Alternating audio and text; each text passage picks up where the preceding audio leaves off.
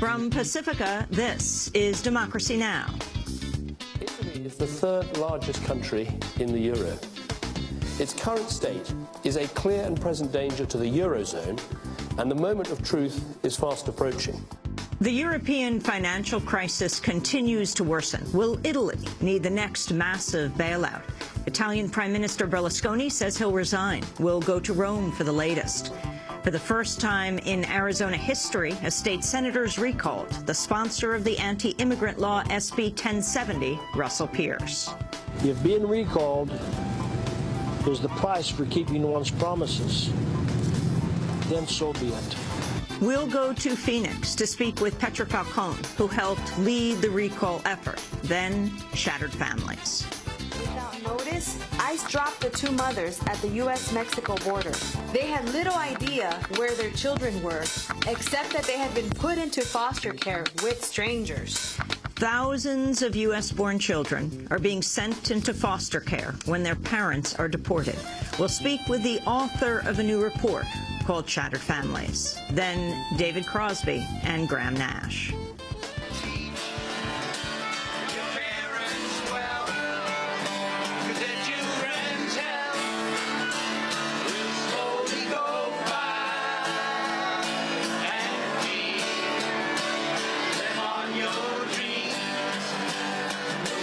They sang at Occupy Wall Street. They're in studio today. All that and more coming up.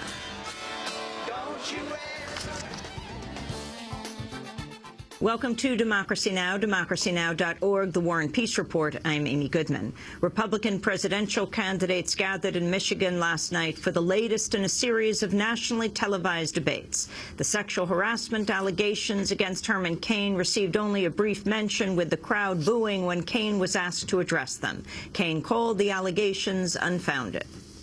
The American people deserve better than someone being tried in a court of public opinion based on unfounded accusations. That's what that's about. They don't care about the character assassination. They care about leadership and getting this economy growing and all of the other problems we face.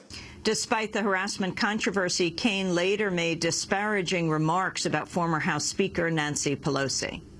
In the previous Congress, it was H.R. 3400, and what that does, it's already been written. We didn't hear about it in the previous Congress because Princess Nancy sent it to committee, and it stayed there. Also Wednesday night, Texas Governor Rick Perry committed what some are calling the biggest gaffe of the campaign so far. He began listing off the 3 government agencies he's vowed to abolish if elected, but then couldn't remember the third one on his list. It's 3 agencies of government when I get there that are gone. Commerce, education, and the, what's the third one there? Let's see.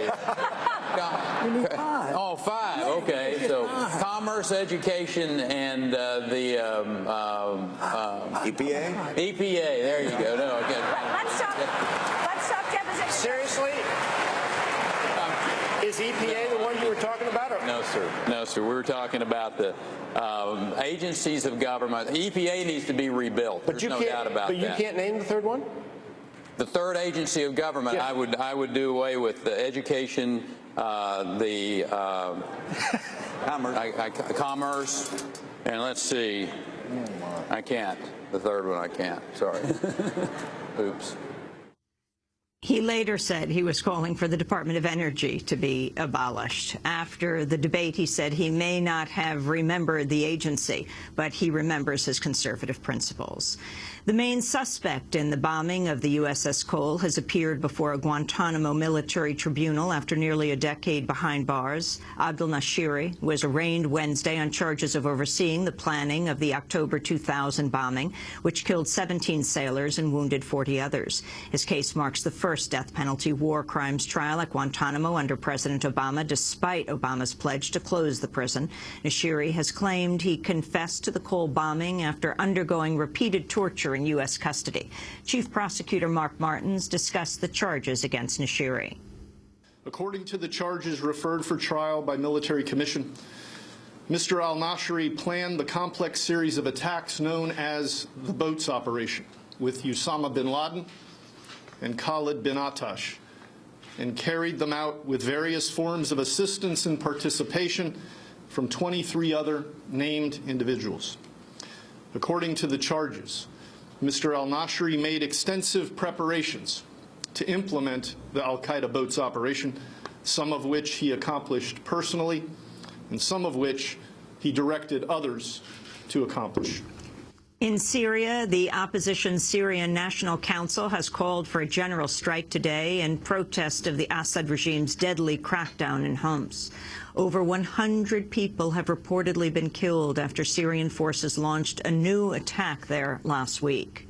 Iran is vowing to continue with its nuclear program despite a new report from the UN's atomic watchdog suggesting military-related activities. Tensions escalated this week after the UN International Atomic Energy Agency cited what it calls possible military dimensions to Iran's nuclear activities. On Wednesday, the Iranian President Mahmoud Ahmadinejad said Iran would not retreat, quote, an iota from its nuclear program, including the enrichment of uranium. In Washington, State Department spokesperson Mark Toner said the U.S. is considering a new push for sanctions. These are very serious allegations, serious charges, and it's incumbent on Iran to at last engage with the IAEA in a credible and transparent manner to address these concerns. And I don't want to rule anything out, but I don't want to rule anything in. We're looking at ways that we can apply pressure. We're always doing that. A Brazilian court has okayed construction of one of the world's largest hydroelectric dams over the objections of local indigenous communities. On Wednesday, the court ruled construction of the Belo Monte Dam in the northern state of Para would proceed, despite a mass movement against the project. Federal prosecutors in the state had filed a motion to stop the construction until indigenous groups were consulted and given access to environmental impact reports. The Brazilian government claims the dam will provide clean, renewable energy and serve the country's growing economy. Critics argue the dam will devastate wildlife and the livelihoods of some 40,000 people who live in the area. James Murdoch, the son of media mogul Rupert Murdoch, has denied misleading a British parliamentary inquiry over the phone hacking scandal that's consumed his father's company, News Corp. The younger Murdoch, News Corp's chief operating officer, faced lawmakers in London again today. James Murdoch repeatedly denied he'd been given evidence of wider spread phone hacking at a crucial meeting in 2008. Former News Corp executives have testified Murdoch was made aware of widespread phone hacking at his newspapers, contrary to his July testimony. A U.S. Air Force mortuary has acknowledged it dumped portions of the remains of troops in a local landfill after cremation. Officials from Dover Air Force Base in Delaware, the main point of entry for the nation's war dead, say the practice occurred from 2003 through 2008. They claim the procedure was limited to fragments or portions of body parts that could not be immediately identified or were later recovered from the battlefield. The officials say relatives of the fallen service members had approved some manner of disposal.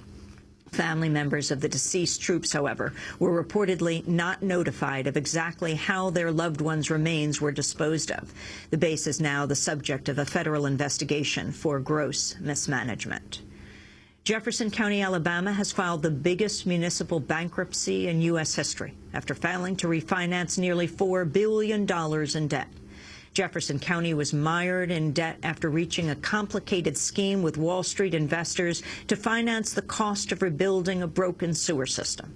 The county reached an agreement with the Wall Street giant J.P. Morgan to refinance through interest rate swaps, but later sued the firm after its debt ballooned on what was initially a $250 million project. Penn State has fired the iconic college football coach Joe Paterno, as well as the school's president, in the fallout over the apparent cover-up of child sex abuse committed by a former assistant coach.